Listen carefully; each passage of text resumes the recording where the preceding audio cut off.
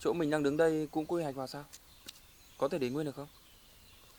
Một công trình mà quy mô lớn như thế thì mình không thể để lại ngôi nhà này được. Nếu để lại nó sẽ không phù hợp với lại, khung cảnh này.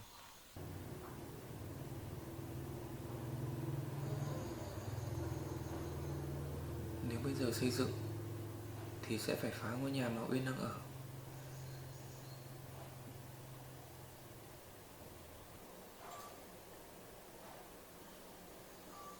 Toàn bộ trang trại sẽ thay đổi, không còn chỗ để cho cô ấy ở nữa. Hay là mình dừng dự án này lại?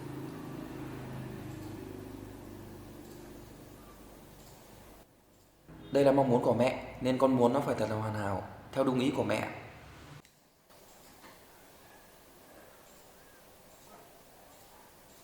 Nhưng đây là mong muốn của mẹ, mình không thể tạm dừng được.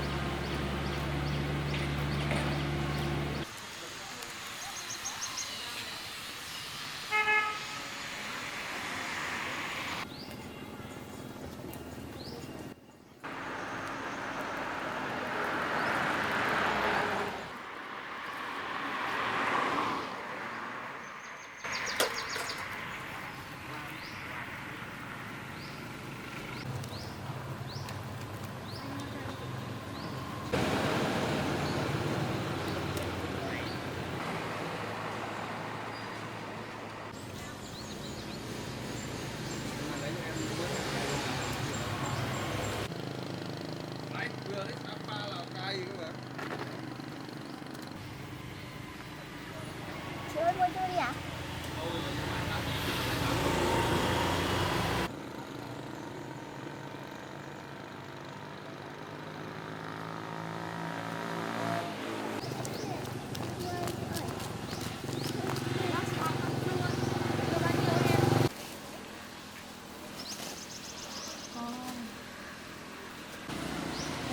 Được rồi, đừng có cân nhá. Cẩn thận nhá.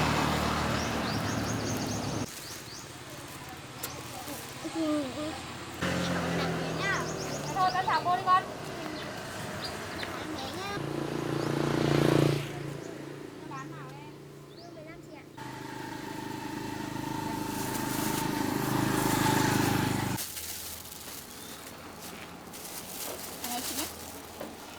Đây lên lấy quả về bé.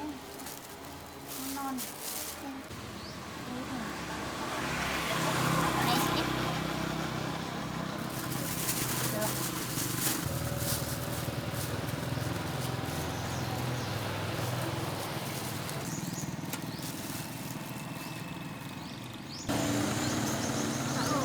Bao nhiêu một cân?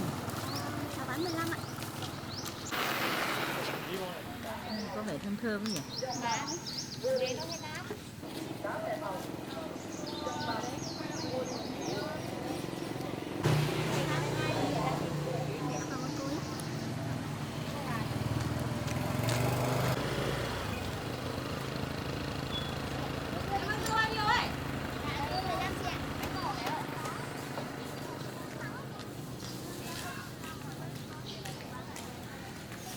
Thế nó không sao.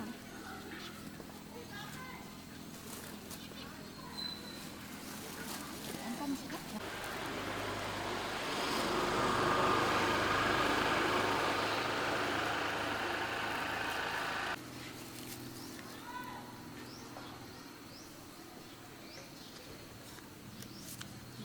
Lấy cái thủy này tí nữa vào. Ôi chị.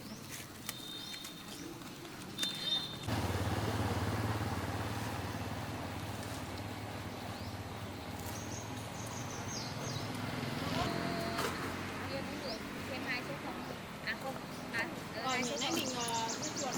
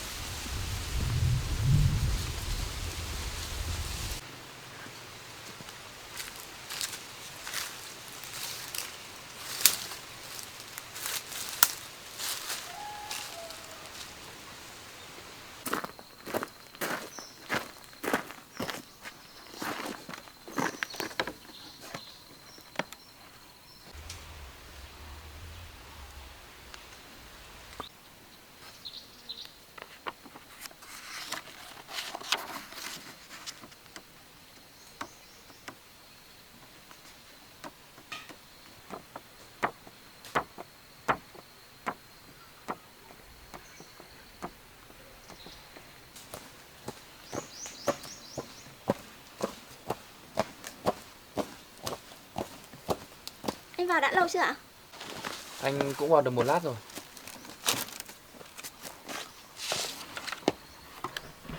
Uyên vừa đi đâu về vậy? Em vừa đi chợ về anh ạ. Hôm nay em bán được nhiều hàng không? Có ạ, hôm nay em bán được hết hàng luôn ạ. Vậy dạo này công việc của anh có ổn không ạ? Công việc của anh vẫn ổn.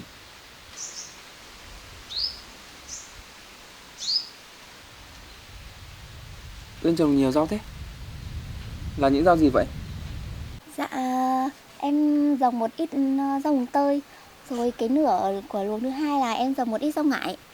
Còn cái nửa bên kia thì em định ra một ít rau rền nữa anh ạ.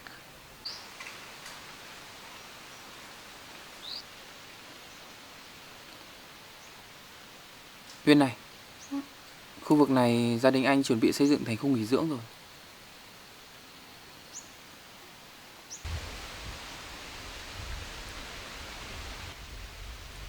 Nếu như xây dựng thì toàn bộ khu này và cả ngôi nhà này cũng bị dỡ bỏ. Vậy em sẽ phải chuyển đi phải không ạ? Ừ, nhưng Uyên vẫn chưa phải chuyển đi ngay đâu. Vâng ạ.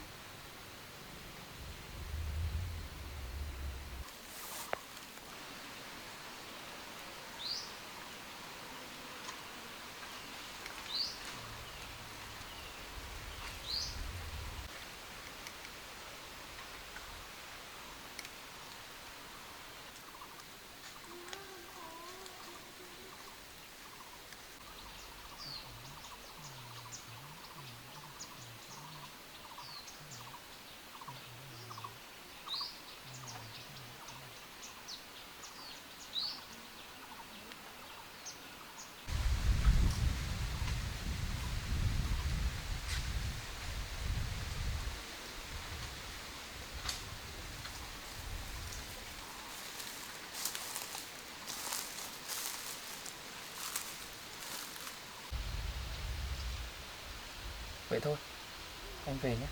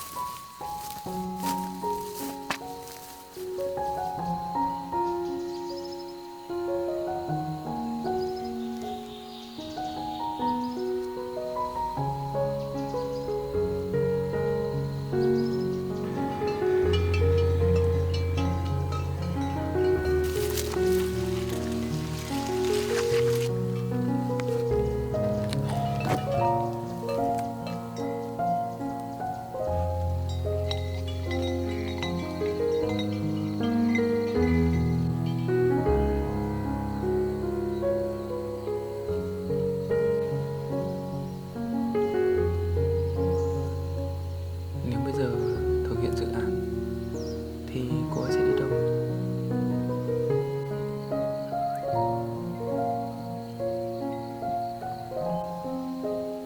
Nhưng đây là mong muốn của mẹ. Mình không thể nào dừng lại được.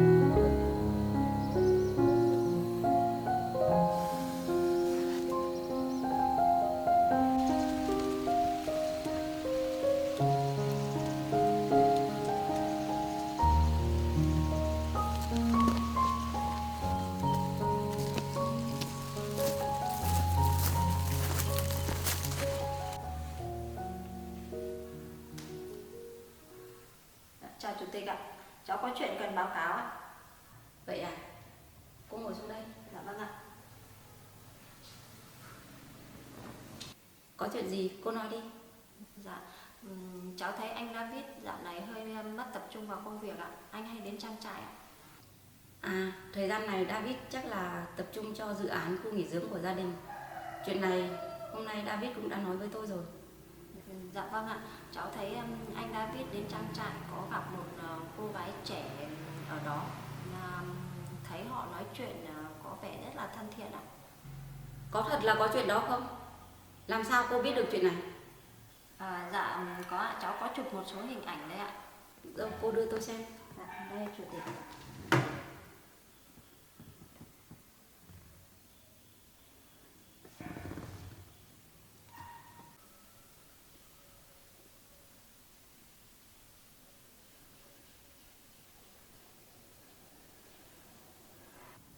Có chuyện đó thật sao? Được rồi, chuyện này tôi sẽ hỏi David. Dạ vâng. Giờ thì cô cứ đi làm việc của mình đi. Dạ vâng ạ. Cháu chào chủ tịch ạ.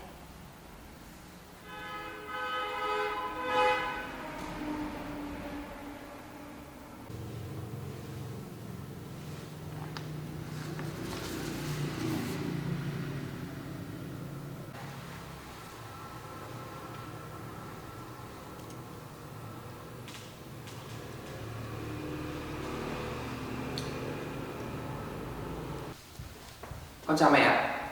Con về rồi đấy à? Dạ vâng. Con ngồi xuống đây. Thế thời gian này công việc thế nào con? Mọi việc vẫn ổn cả chứ? Dạ, mọi việc vẫn thuận lợi mẹ ạ. Mảng nông nghiệp, con mới mở rộng thêm hệ thống nhà vườn hơn 1 hecta, tăng diện tích lên đáng kể mẹ ạ. Thế con đã tính đến đơn vị lấy hàng nhà mình chưa? Tăng diện tích sẽ tăng sản phẩm, tăng nhân công lao động, nhưng chi phí sản xuất sẽ cao đấy nhá. Con cũng mới ký thêm hợp đồng với anh Tony mẹ ạ. Vì năm nay thời tiết hạn hán kéo dài nên bà con gieo trồng theo cách truyền thống đều không đạt yêu cầu. Chỉ có chúng ta mới đáp ứng được các yêu cầu thôi ạ. Đợt này đơn đặt hàng của anh ấy khá lớn nên con đang yêu cầu các bộ phận đẩy nhanh tiến độ mẹ ạ. Vậy à? Mẹ rất yên tâm khi con làm việc với Tony. David này, khu đất trong trang trại đang có ai ở đó à con? Vâng ạ, là một cô gái vô gia cư mẹ ạ. Hôm con vào khảo sát gặp cô ấy đang ở trong đó. Con thấy hoàn cảnh cô ấy đáng thương nên con đã để cô ấy ở lại để trông coi và chăm sóc trang trại. Cô ấy rất chăm chỉ, chu đáo, được việc lắm mẹ. Vậy à? Nhưng mẹ nhắc này, con nên chú ý đến cảm xúc của mình. Dù sao, con cũng là giám đốc của một công ty lớn. Con không nên giao tiếp thường xuyên với cô gái đó. Mẹ sợ lâu ngày con sẽ nảy sinh tình cảm với cô ấy. Dạ, con hiểu ý của mẹ rồi ạ.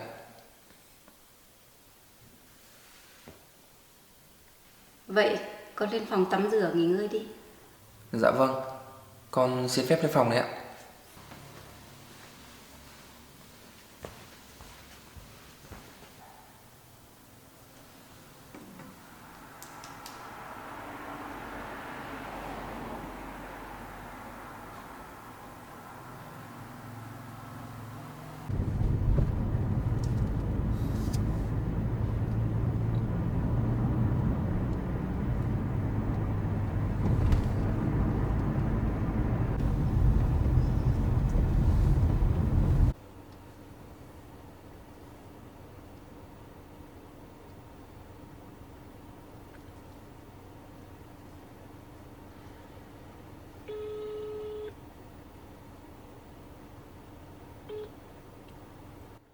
Alo anh Đại à? Dạ vâng, giám đốc gọi tôi có việc gì ạ? Anh có ở trang trại không? Tôi có ạ. Hôm nay tôi đến thăm trang trại, tiện thể mang cho anh một ít giống. Vâng, tôi đang ở trang trại đấy ạ. Ok, anh đợi tôi lát nha.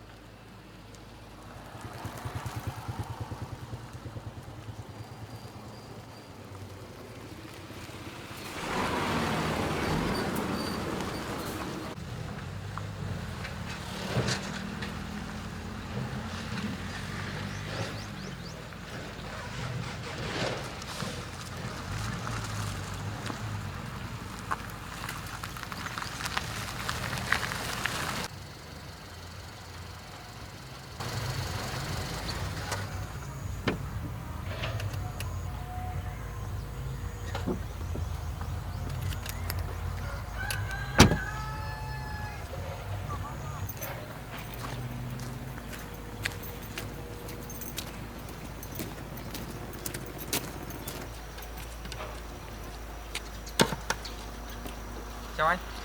Chào giám đốc.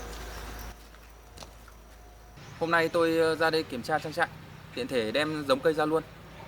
Thế tình hình đất đã xử lý thế nào rồi anh? Báo cáo giám đốc là về đất cát thì chúng tôi cũng đã tạm thời xử lý là ổn. Còn bây giờ thì chúng tôi đang cho anh em rào cái đường biên để cho châu bò nó khỏi vào phá hoại.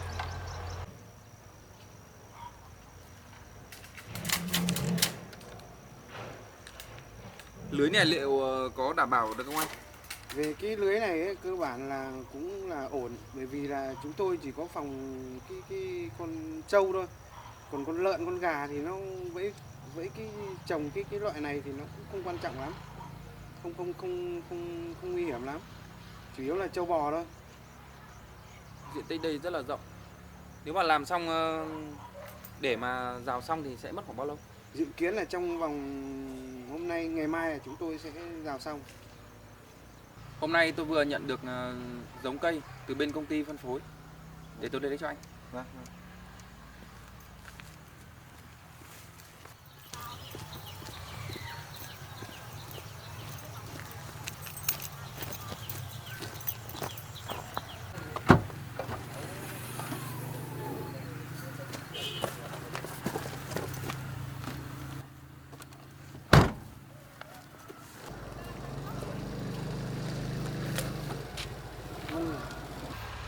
Đây là hạt giống dùng để gieo trồng cho vụ này. Giờ tôi giao cho anh.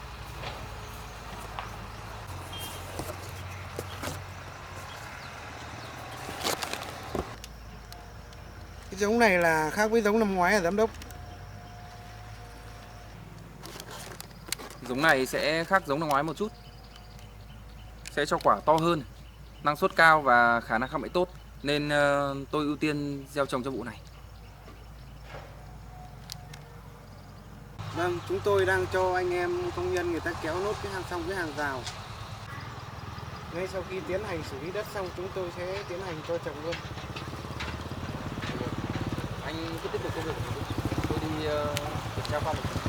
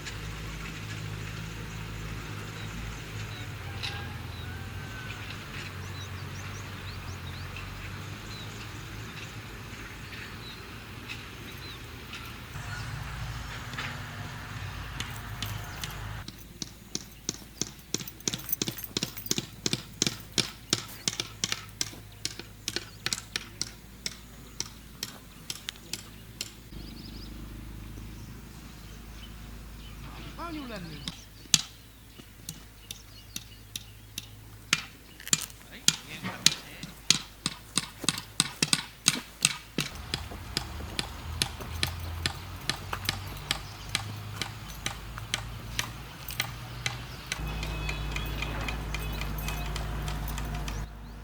Tôi dặn dò anh một chút. Sau khi tôi đi kiểm tra tổng thể về thì tôi nhận thấy hiện tại trang trại đang có 3 vấn đề. Thứ nhất là về đường dây điện. Hiện tại thì tôi đang thấy đường dây điện để ngổn ngang dưới đất, không đảm bảo an toàn cho người lao động. Anh nên dựng cột và treo đường dây điện lên cao để khi gieo trồng đảm bảo an toàn cho người lao động. Thứ hai là về đường ống dẫn nước. Sau khi tôi đi kiểm tra thì tôi thấy có một vài điểm nó đã bị hỏng hóc rồi đấy. Anh xem cái nào nếu mà sửa chữa được thì mình sửa chữa. Nếu mà không sửa chữa được thì anh cứ báo lại cho tôi để tôi báo kế toán mua mới. Thứ ba là về vấn đề đất trồng. Hiện tại thì tôi thấy toàn bộ khu vực này là đang có rất nhiều cỏ. Ờ, anh nên xử lý thô về phần cỏ này trước, sau đó là hãy trồng nhé. Khu vực này thì bà con chăn thả trâu bò khá là nhiều. Tôi thấy anh em sử dụng hàng rào dây thép gai như thế này là rất là chắc chắn, rất là ok. Hôm nay tôi đến đây chỉ kiểm tra như vậy thôi. Giờ tôi cũng có việc phải đi rồi. Các anh cứ làm việc nhé.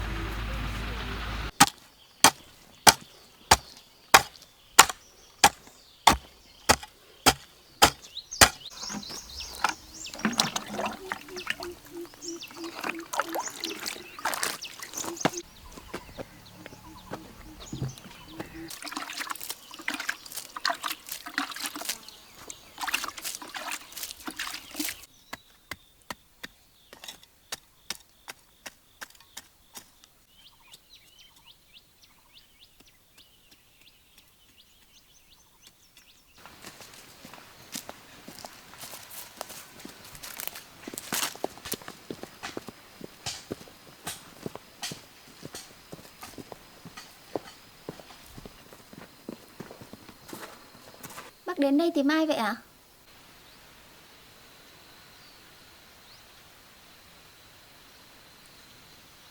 Bác là chủ của khu đất này, là mẹ của David. Mà cháu đến đây ở từ bao giờ?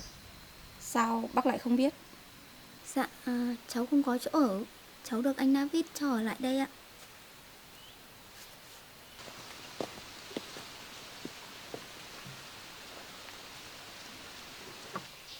Cháu ngồi xuống đây đi.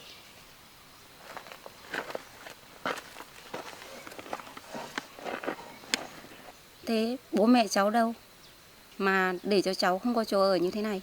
Dạ, cháu và mẹ cháu ở với bố Dượng. Mẹ cháu mất sớm. Bố Dượng hành hạ, đánh đập cháu, bắt cháu phải đi làm để kiếm tiền mua rượu cho ông ấy. Cháu không làm được tiền, ông ấy đuổi cháu ra khỏi nhà. Cháu không có chỗ nào để ở. Hôm trước ông đấy còn vào bắt cháu về. May là được anh David cứu các bạn. Bác rất thương cho hoàn cảnh của cháu. Còn trẻ thế này mà đã phải chịu vất vả rồi. Tạm thời bác đồng ý cho cháu ở lại đây, trông coi và chăm sóc trang trại này. Nhưng cháu sẽ phải chủ động tìm nơi ở mới. Vì trong thời gian tới bác sẽ cho xây lại khu trang trại này, nên cháu sẽ không được ở lại đây nữa. Dạ, cháu cảm ơn bác ạ. Khi nào bác muốn cháu sẽ chuyển đi ngay ạ. Anh David cũng đã nói với cháu chuyện này rồi ạ. David cũng đã nói với cháu rồi à? Bác còn một chuyện này nữa.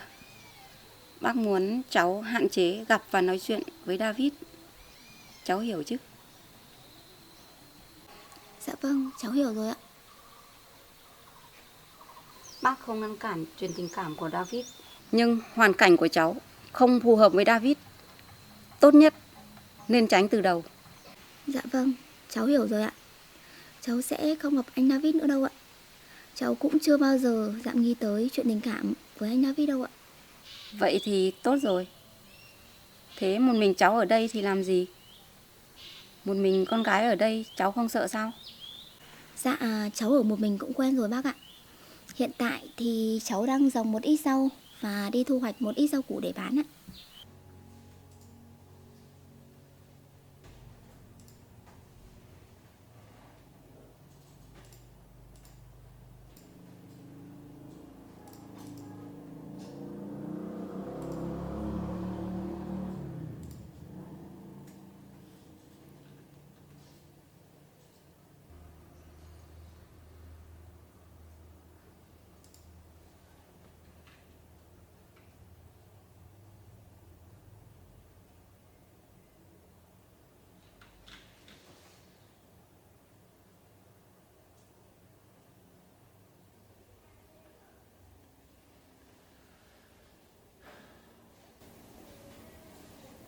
Nếu bây giờ mình bắt đầu dự án thì Uyên sẽ không có chỗ ở.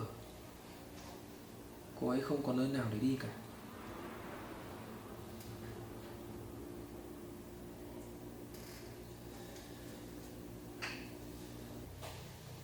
Hay là mình tìm cho Uyên một nơi ở mới nhỉ? Không biết cô ấy có đồng ý không? Dự án này là mong muốn của mẹ khi về già. Mình không thể vì Uyên mà dừng lại nó lại được.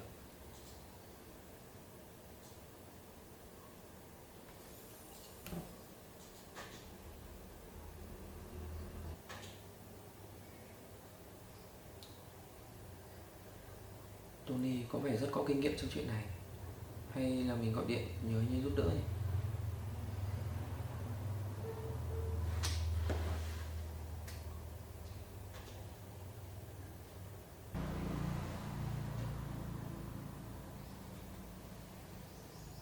Alo, anh Tony à?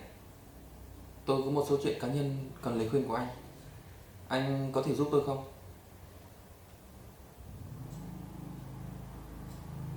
À, cũng không quan trọng lắm đâu. Tôi muốn anh cho tôi một vài lời khuyên về chuyện của tôi với Uyên.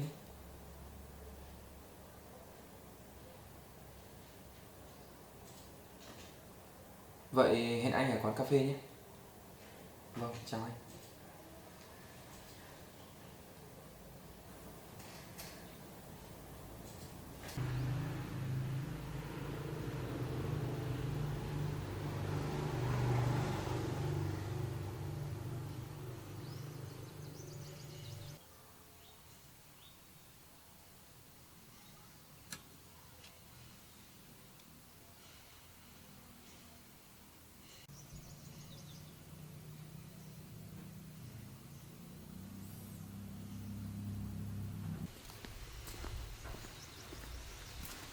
Chào anh Tony. Đấy, mời anh ngồi. Anh cần tôi giúp đỡ chuyện gì vậy? Tony này, nếu như anh thích một cô gái mà mẹ anh không đồng ý thì anh sẽ làm gì? Ý anh đang nói đến Uyên phải không?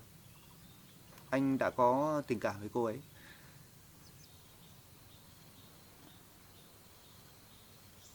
Uyên là một cô gái tốt, thực sự rất tốt. Nhưng hoàn cảnh của cô ấy... Vậy thì vấn đề của anh nằm ở đây rồi. Anh sợ mẹ của anh sẽ không đồng ý với hoàn cảnh của Uyên phải không? Anh biết rồi đấy. Mẹ tôi là một người khá là cầu toàn, muốn môn đăng hộ đối.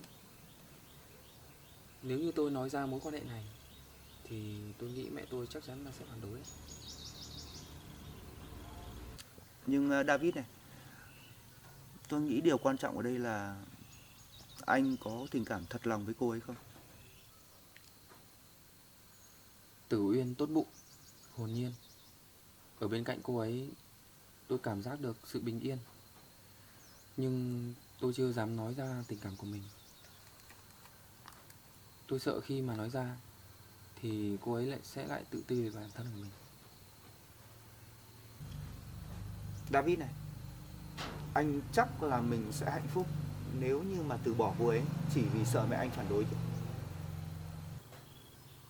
Tôi cũng không biết nữa. Tôi không muốn làm cho mẹ mình phải buồn. Tôi rất hiểu tâm trạng của David. Nhưng anh hãy suy nghĩ, Uyên có đáng để anh đấu tranh hay không? Nếu như cô ấy xứng đáng, tại sao anh không thử?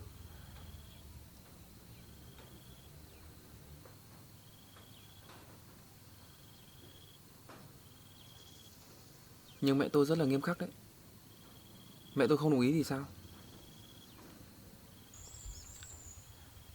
Anh phải cho mẹ anh thấy rằng Uyên xứng đáng. Hãy cho mẹ anh nhìn thấy con người thật của Uyên. Nếu như anh yêu Uyên thật lòng, anh hãy dũng cảm lên. Nếu không thì anh sẽ hối tiếc đấy.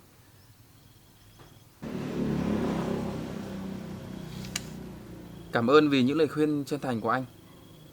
Tôi sẽ cố gắng thuyết phục để mẹ tôi có thể chấp nhận được Uyên. Bây giờ tôi sẽ đến đó ngay. Hẹn gặp anh khi khác, chúng ta nói chuyện nhé. Vâng. Này David, chúc anh may mắn nhé. Vâng, cảm ơn anh.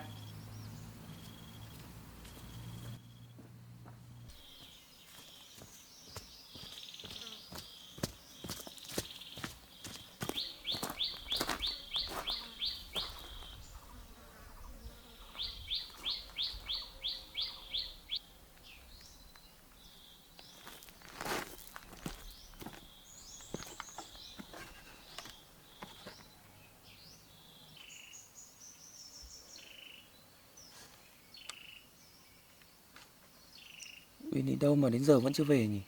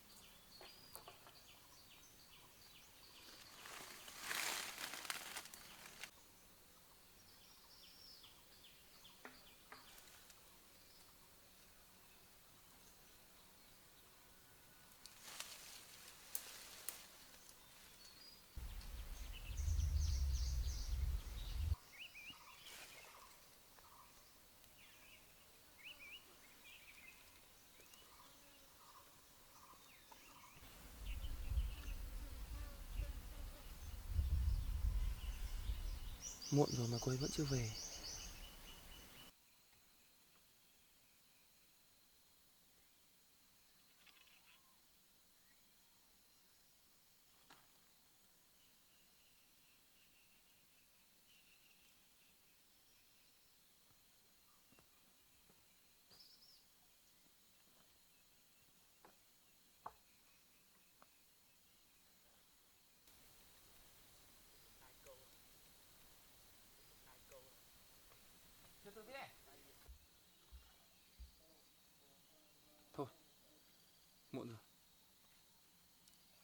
khác mình đến tìm cô ấy vậy?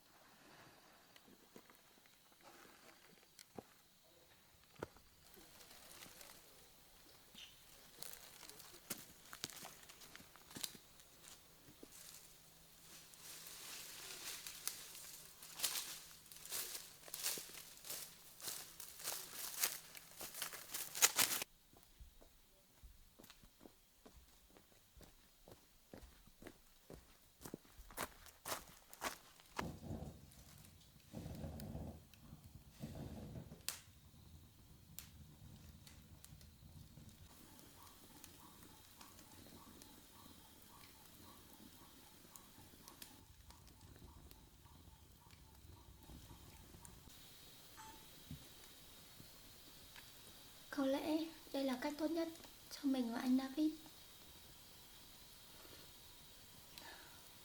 Mình sẽ không gặp lại anh ấy nữa.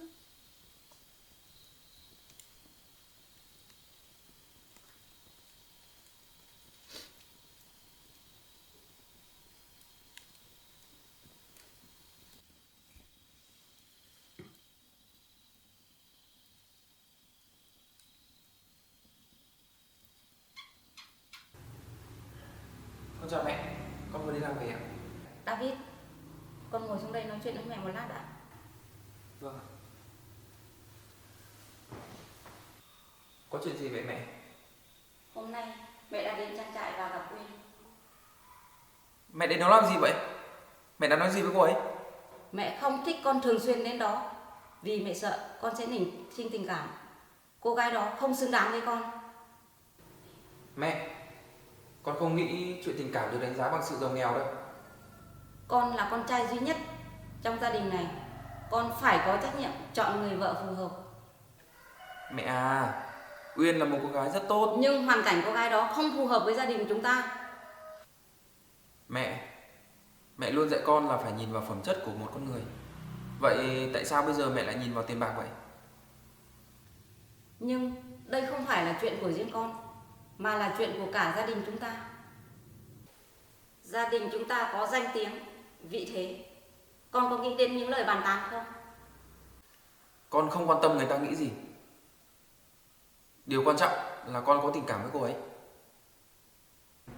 Một người không cùng đẳng cấp, không cùng lối sống, con nghĩ cô ta sẽ hòa nhập với gia đình mình được sao? Vậy mẹ muốn con sống cả đời trong cuộc hôn nhân không có tình yêu sao?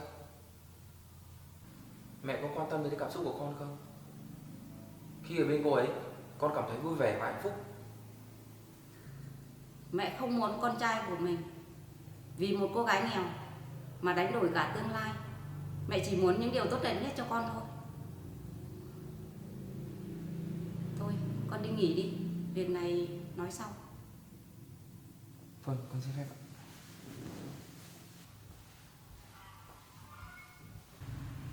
Tại sao nó lại yêu một đứa con gái có hoàn cảnh như vậy được chứ?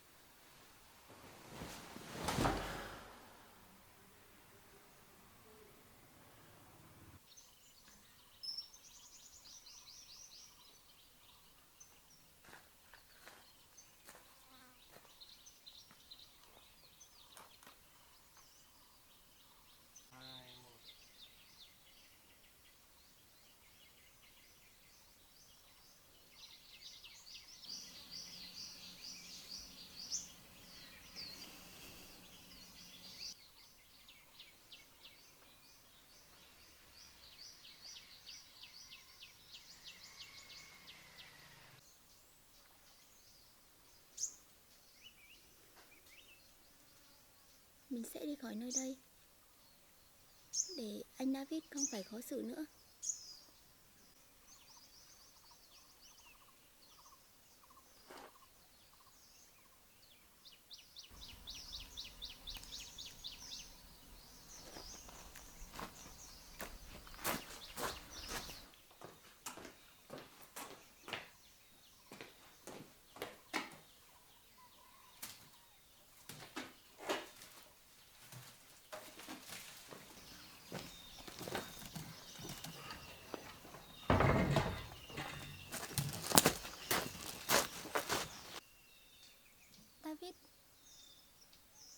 Cảm ơn anh rất nhiều.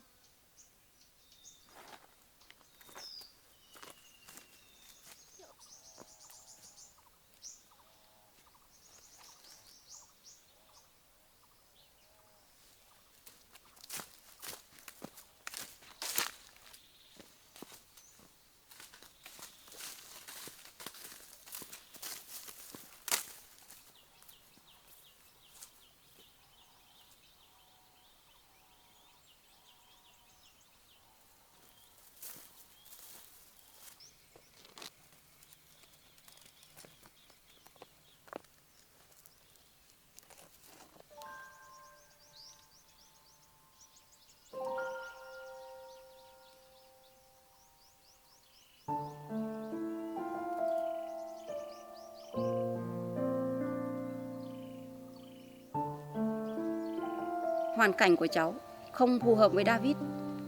Tốt nhất nên tránh từ đầu.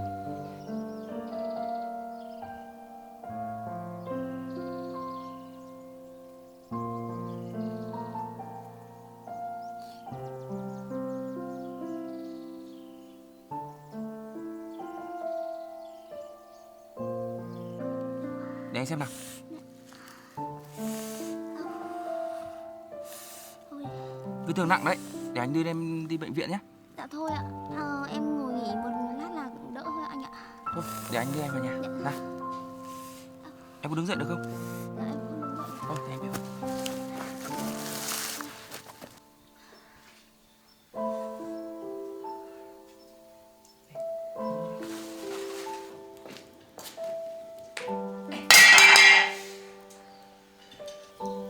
Hơi mặn một chút nhưng vẫn ăn được anh ạ.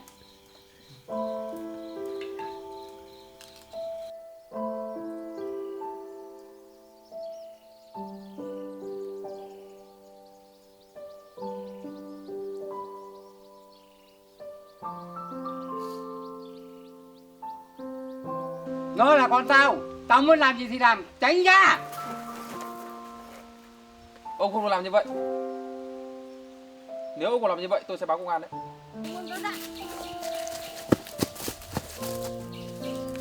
Ông không được làm như vậy. Ông nên đi đi. Tôi đã báo công an rồi đấy.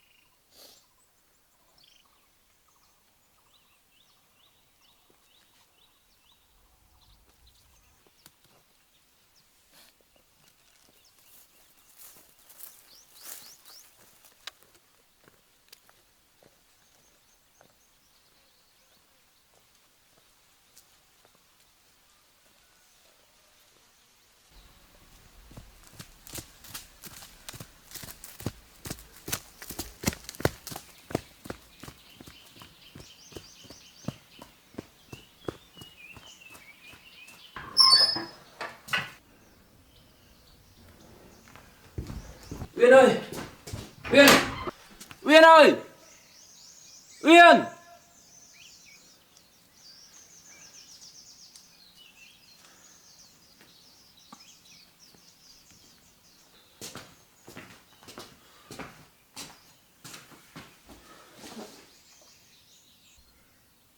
Tại sao em đi mà không nói một lời cơ chứ? Em làm gì có nơi nào để ở đâu.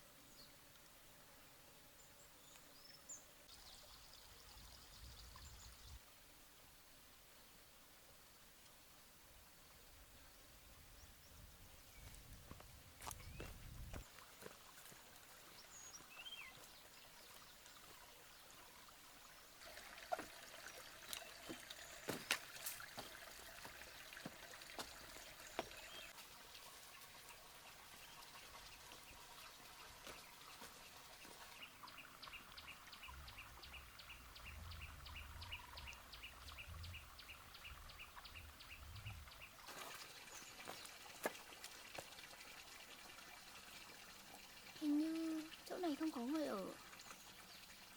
Thôi, mình ở tạm đây vậy.